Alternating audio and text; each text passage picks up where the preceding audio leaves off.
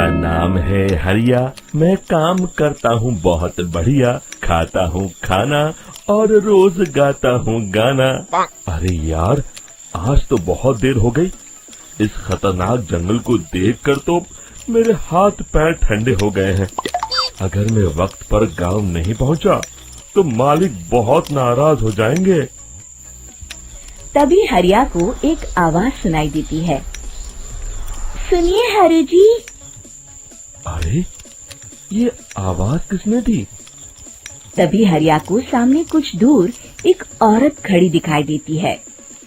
अरे भाई, ये औरत अकेली इतनी रात को इस जंगल में क्या कर रही है? चलकर पूछना पड़ेगा। फिर हरिया अपनी बैलगाड़ी उस औरत के सामने लाकर रोक देता है और उससे पूछता है। अरे सुनिए, आप इतनी रात को इस खतरनाक जंगल में अकेली क्या कर रही हैं?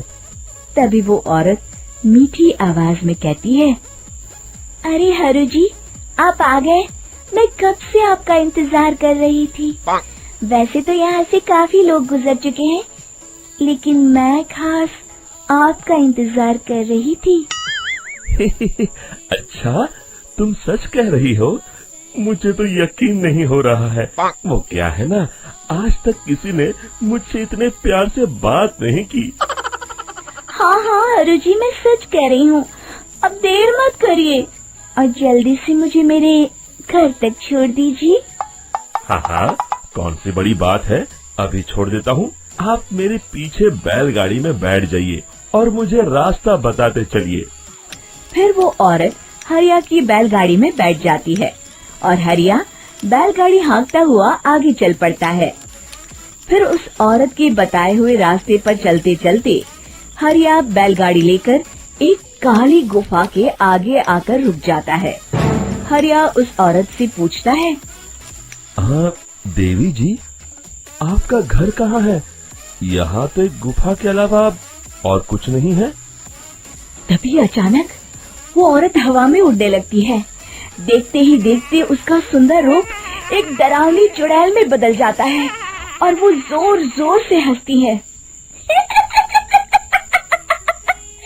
अरे तू तो एक नंबर का बेवकूफ निकला। तू तो बड़ी आसानी से मेरी बातों में आ गया। अरे मर गया रे, ये तो एक चुड़ैल है। हे भगवान बचा ले, ये तो बड़ी डरावनी दिखाई दे रही है। और फिर अगले ही पल हरिया की बैलगाड़ी में रखा सारा सामान हवा में उड़ता हुआ उस काली गुफा के अंदर चला जाता है और वो चुड़ैल भी उस गुफा के अंदर जाकर कहीं गायब हो जाती है। हरिया ये नजारा देख बुरी तरह घबरा और परेशान हो जाता है। अरे, ये चुड़ैल तो मेरा सारा सामान लेकर गुफा में गायब हो गई। अब क्या होगा?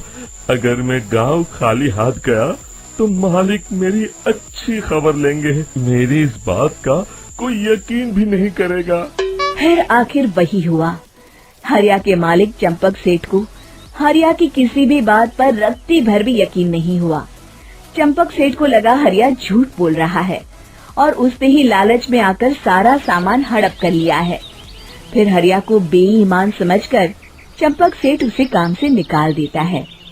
अगले दिन अपनी दुकान में परेशान बैठा चंपक सेठ गुस्से में बड़बड़ाता है। अरे, दुकान में तो सामान बिल्कुल भी नहीं है। अब मुझे ही शहर जाकर सामान लाना होगा। फिर वो अपनी बैलगाड़ी लेकर शहर चला जाता है। शहर से सामान लेकर जब चंपक सेठ वापस गांव लौट रहा होता है, तभी उसे एक आवाज सुनाई देती है। चंपक जी, ओ चंपक जी। अरे, ये तो कोई मेरा नाम लेकर मुझे पुकार रहा है। फिर उस रास्ते में वही औरत खड़ी दिखाई देती है। फिर क्या था, हरिया की तरह चंपक सेठ भी उस औरत के पास अपनी बैलगाड़ी लेकर जाता है और वो भी उसकी चिकनी चुपड़ी बातों के मुंह जाल में फंस जाता है। फिर चुड़ैल उसे भी अपनी गुफा तक ले जाती है और उसका सारा सामान लेकर गुफा में गायब हो जाती है। बेचारा चंपक सेठ लाचार होकर खाली हाथ गांव लौट आता है। फिर ये उस जंगल में रोज की बात हो जाती है। जो कोई भी शहर से कुछ लेकर गांव की तरफ लौटता, वो चुड़ैल उसे बेवकूफ बनाकर उसका सारा सामान लेकर गुफा में गायब हो जाती। एक दिन हरिया एक लकड़हारे को उसी जंगल की तरफ जाते हुए देखता है। फिर हरिया उसे रोकते हुए कहता है, अरे भाई, क्यों अपनी मौत को दावत दे रहे हो? मेरी बात मानो, आगे जंगल में मत जाओ, वहाँ एक बड़ी भयानक चुड़ैल रहती है। लकड़हारा हरिया की बातों को नजरअंदाज करते हुए कहता है, अरे भाई, मुझे पहले ही बहुत देर हो चुकी है, मुझे जाने दो भाई। शाम तक लकड़ियाँ काट कर शहर के बाजार में बेचना है। तुम अपनी ये कहानी किसी फुर्सत में बैठे इंसान को सुनाओ, मैं तो चला।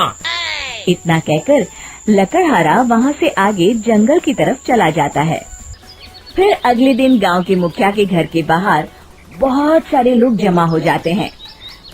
तभी हाथ में कुल्हाड़ी लिए खड़ा लकड़हारा कहता है, अरे मुखिया जी, अब आप ही हमें बचाइए उस जंगल वाली चुड़ैल से। हमारा सारा काम तो शहर से ही होता है।